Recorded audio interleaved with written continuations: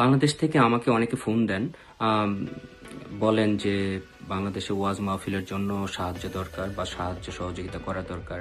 আমি তাদেরকে রিকোয়েস্ট করব, যারাই আমার আত্মীয় স্বজন বা আম, এলাকার মানুষ, মুরব্বীরা যারাই আছেন, তাদেরকে আমি একটা কথা বলবো, দয়া করে আপনারা কনফার্ম করবেন যে জামাতিরা যদি ওয়াজ করতে আসে সেখানে আমি অর্থায়ন করব না। কারণ জামাতিদেরকে আমি অর্থায়ন করে আর্থিকভাবে সচ্ছল করতে দেব না। আপনাদেরকে কনফার্ম করতে হবে যে নিরপেক্ষ কোনো হুজুর বা মাওলানাকে দিয়ে আপনারা ওয়াজ করাচ্ছেন কিনা, যারা সত্যিকার অর্থে ইসলামিক কথা বলে, কোরআন হাদিসের কথা বলে।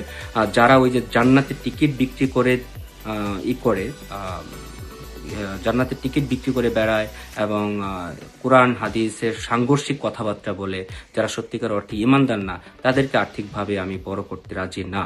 ধন্যবাদ, সবাইকে ভালো থাকবেন।